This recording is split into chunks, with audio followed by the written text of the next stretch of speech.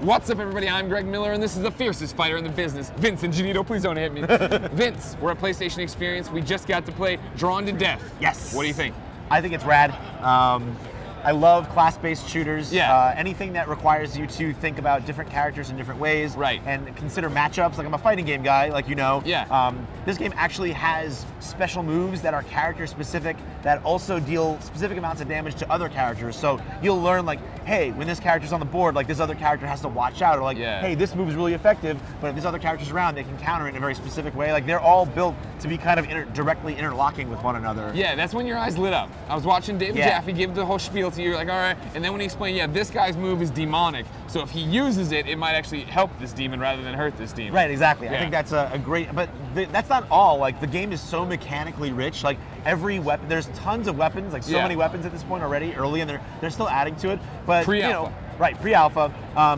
But the variety and how different they all are. Like, there's the one that's like a dead bowling ball guy, and like you have to run along, you have to sprint for a while so that he drags the ball along the ground to like ignite it on fire, and then it does more damage. If he bounces it off the wall, it gets like a bonus, like 20 points of damage. If you bounce it off something and then you catch it, you get like another bonus effect on top of that. So it's like very mechanical, and it's just one weapon. Like so rich. You got Uncle Joe, who's like this big like fat uncle dude who's like dead. Yeah, you're walking around with his casket. You press fire, and it's seriously like 9 or 8 seconds before it actually fires. Right. But if it hits something, they just explode. Yeah. You know what I mean? What you're talking about is it rung true for me. I was playing as the demonic girl, right? Yeah. And she's quicker. She's more of your rogue type character. Yeah. And so she can double jump without any trouble, but then she can also put up basically demon little symbols, pentagrams, that she can use to continue to jump, but also shield herself from incoming attacks or do all these different things. And it's like, hell yeah. And then there's like this Mario Kart system of you pick up the power-ups called hand jobs,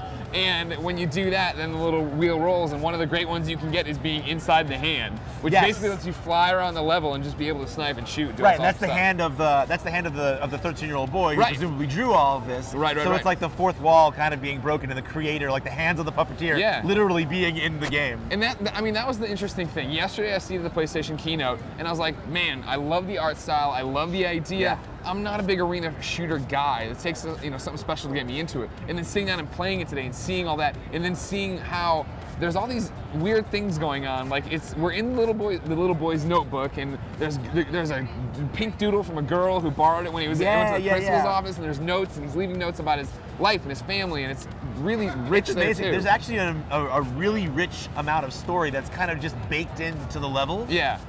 Including even the sky. The sky is actually like a flat page of just him writing his thoughts. It's like the real notes, and then this is the margins expanding out and playing down. And when you actually look at a lot of it, we don't want to spoil the stuff, obviously it's still pre-alpha, but I mean, there's some pretty heavy stuff and some heartfelt stuff in there too. I mean, well, I don't know if you know this, when you're a 13-year-old boy, everything's heartfelt. Everything sucks when you're 13, and like there's a lot of that embedded in the game. So it's got a lot of heart and a lot of depth. I'm really stoked about it so far. Me too.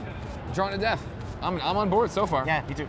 This is, of course, David Jaffe's new game. You remember him from Calling All Cars. Before that, he did nothing, and after that, he did nothing, but now he's back. And I mean, I loved Calling All Cars, and I wasn't in a racing game, so here we are. Yeah, biggest Calling All Cars fans ever here. Yeah, it's true. We love that game. Never heard of Twisted Metal. What? No, never heard of God of War. God of War. No, anyways. Calling All Cars, and now this. Yeah. Drawn to Death, ladies and gentlemen, is pre-alpha, but when we have more on it, you can bet we'll have it here on IGN.